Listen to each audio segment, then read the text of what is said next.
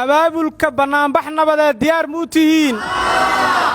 guddiyada abaabulka shaqadooda inay sii wataan diyaar muu yihiin saddexdiina degmo inaad sii abaabushaan diyaar muu tihiin shaqadiina inaad qabsataan oo bannaanbaxa aa abaabushaan diyaar muu tihiin adduunkaani saan la wada soconnaba shacabku markuu wax diido laba shay oo mid adeegsadaa midu waxay tahay xoog midna waxay tahay xeeladdu waxay tahay waa midda bannaanbaxyada nabadeed lagu qabto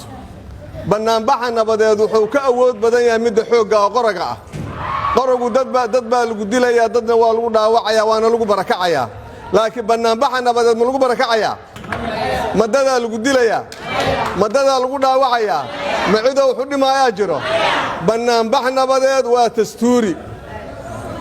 waxaa muhiim ah inaanan bilicda magaaladana wax loogu dhimin hantina lagu boobaynin dadna aan lagu dilaynin waxna aan lagu dhaawacaynin marka bannaanbaxa nabadeed waa dastuuri waa qodobka 20aad qabo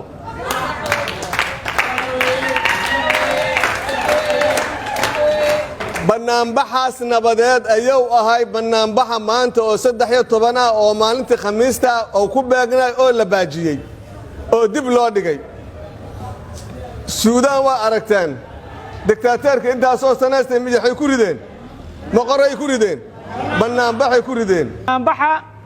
waa la qabanaa waana la qabanaa ku bishaarays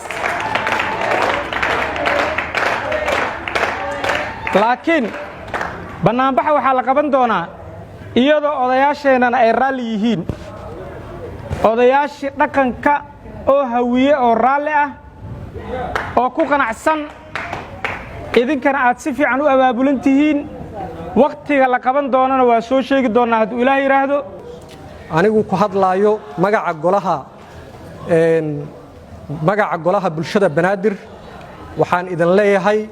waa mahadsan tihiin halkaas ka sii wada juhdiga aad ku bixinayseen mudaaharaadka nabadeed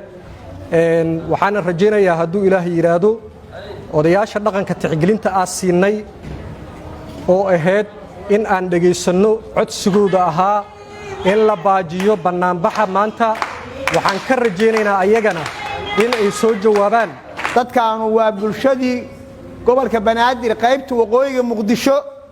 deganayd xamar waa weyn yahay waxay muujinayaan shucuurtooda waxay ka xun yihiin afgembigii waxay taageerayaan ra'iisul wasaare Rooble waxay u mahad celinayaan dhalinyaradii qabanqaabisay bannaanbixii maanta baaqday waxay u mahad celinayaan odayaashii dhaqanka ee gobolka banaadir